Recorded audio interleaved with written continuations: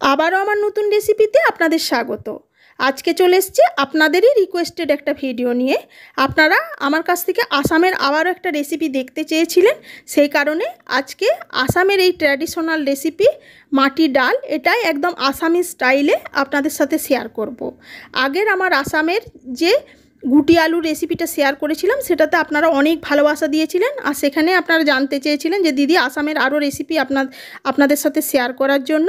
সেই কারণে আজকের রেসিপিটা রেডি করে নেব। চলুন, এটা হলো খোসাসহ বিউলির ডাল, এটাকেই এখানে মাটি ডাল বলে। সেই মাটি ডালটাই আমি কিভাবে বানাই সেটাই দেখুন।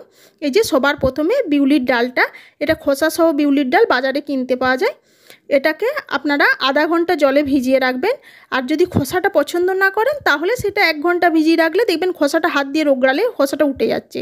এখানে হালকা খোসা সহই ডালটা রান্না করা হয় আসামে, সেই কারণে আমি হালকা খোসা সহই ডালটা রান্না করছি। এবার ডালটা সবার প্রথমে প্রেসার কুকারের মধ্যে দিয়ে দিলাম, 1 গ্লাস জল দিয়ে দেব আর অল্প নুন দিয়ে দেব, নিয়ে ডালটা সেদ্ধ করে নেব। নমস্কার, সুরভি রান্নার তরফ থেকে সকলকে স্বাগত। আমি সুরভি আবার একবার চলে এসেছি নতুন একটা রেসিপি নিয়ে। চলুন তাহলে রেসিপি শুরু করা যাক। রান্নাটা করার জন্য সবার প্রথমে গ্যাসে কড়াই বসিয়ে এর মধ্যে সর্ষের তেল দিলাম। তেলটা ভালো মতো গরম হয়ে গেলে আমি এখানে 2টো শুকনো লঙ্কা সবার প্রথমে ভেজে নেব। শুকনো লঙ্কাটা ভালো করে ভাজা হয়ে গেলে এবার এর মধ্যে ফোড়ন হিসেবে দিয়ে দেব 5 ফোড়ন আর তেজপাতা। একটা তেজপাতা আমি ছিঁড়ে দিলাম, আর এখানে 1/4 চামচ 5 ফোড়ন দিলাম। এবার ফোড়নটা ভালো মতো ভেজে নেব। ফোড়নটা থেকে যখন সুন্দর ভাজার গন্ধ বেরাবে তখন এখানে একটা বড় সাইজের কুচানো পেঁয়াজ দিয়ে দিলাম। পেঁয়াজটা হালকা নেড়ে চেড়ে মিশিয়ে একই সাথে দিয়ে দিলাম একটা কুচানো টমেটো। এবার পেঁয়াজ আর টমেটোটা ভালো করে ভেজে নেব। এই রেসিপিটা ভীষণ সহজ অথচ খেতে ভীষণ সুস্বাদু। আসামের একটা ট্র্যাডিশনাল রেসিপি, মানে আসামে এটাকে থুলুয়া রেসিপি বলা হয়। চলুন এবার পেঁয়াজ আর টমেটোটা ভালোভাবে ভেজে নিয়ে ফিরে আসছি। আর আপনারা আমার কাছ থেকে আর কী ধরনের রেসিপি দেখতে চান অবশ্যই জানাবেন।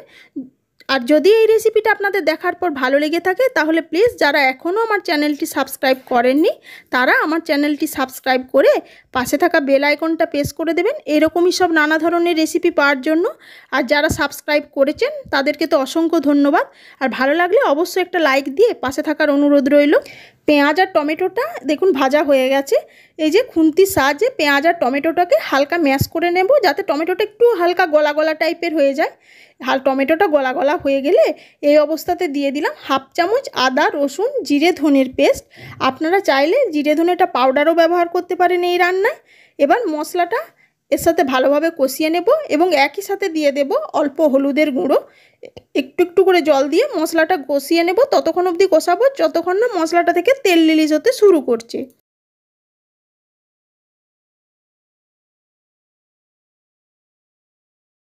মশলাটা দেখুন ভালোভাবে কষানো হয়ে গেছে, মশলাটা থেকে তেলও রিলিজ হতে শুরু করেছে। এবার এর মধ্যে দিয়ে দিলাম সেদ্ধ করে রাখা বিউলির ডালটা। আপনারা যেমন ঘনত্বের পছন্দ করবেন ডালটা সেই অনুপাতে এখানে অ্যাডজাস্ট করে নেবেন। এখানে ডালটা কিন্তু আসামে খুব বেশি পাতলা করে না, একটু ঘনত্ব টাইপেরই করা হয়। আমি সেই কারণেই মিডিয়াম ঘনত্বের এটা রাখছি। এই যে দেখুন ডালটা ফোটা শুরু হয়েছে, এই অবস্থাতে দিয়ে দিলাম ঝালের জন্য 2টো কাঁচা লঙ্কা। ঝালটা আপনারা আপনাদের স্বাদ অনুযায়ী অ্যাডজাস্ট করে নেবেন। এবার লঙ্কাটা ভালোভাবে মিশিয়ে নিলাম। একটা ডাবুর সাহায্যে ডালটাকে সাইড থেকে হালকা ম্যাশ করে দেব, যাতে আরেকটু গলা গলা টাইপের হয়ে যায়, তাহলে ঘনত্বটা গাঢ় টাইপের হয়ে যাবে।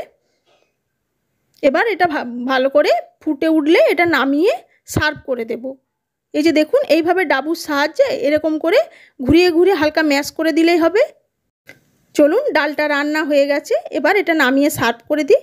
দেখলেন তো কত সহজে তৈরি করে ফেললাম আসামি স্টাইলের ট্র্যাডিশনাল একটা রেসিপি, মাটি ডালের রেসিপি বা বিউলির ডালের রেসিপি, খোসাসহ বিউলির ডাল।